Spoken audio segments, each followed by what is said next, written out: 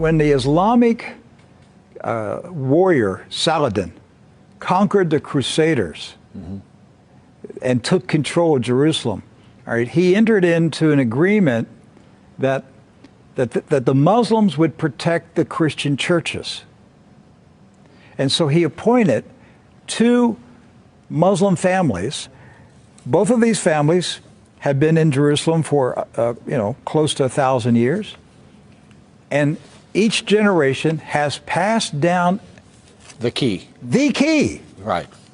The physical key. Mr. Judah said that the key he presently has is 800 years old. It's incredible. He had another key, but it broke. And this is a Muslim. I mean, yes. Adbi Judah is a Muslim.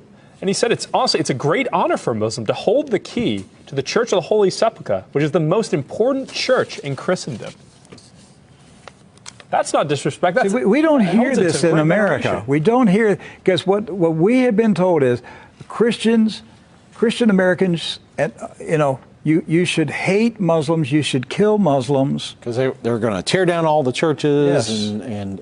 and basically just ransack them and everything else. But here we have 2 families that for nearly 1,000 years have actually been watching over Christian churches. That's right. So who planted into our minds here in America that we should hate and kill Muslims?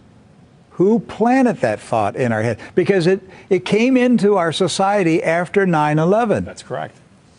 So 9/11 was a calculated, planned operation, and it changed everything in our country.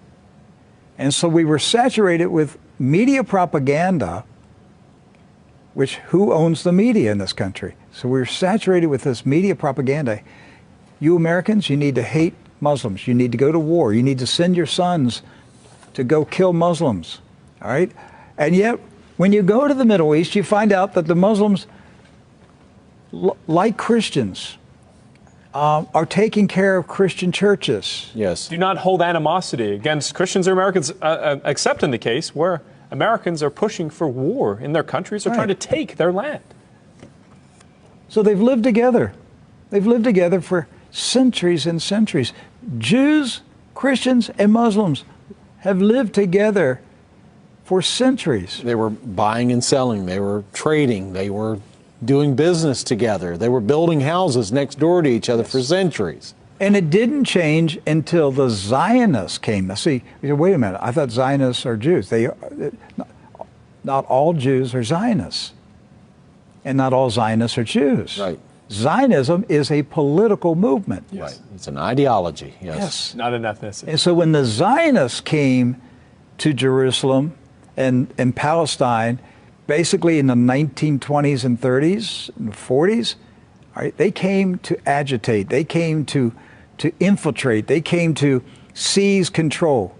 And so they formed paramilitary groups, like Irgun. And that's where Ariel Sharon and Menachem Begin, these guys were young terrorists. Yes. That's right. And so there's where the hatred started to come in. The fighting, the animosity, the bitterness. But it didn't start until the Zionists appeared. The fighting, the animosity, the bitterness. But it didn't start until the Zionists appeared.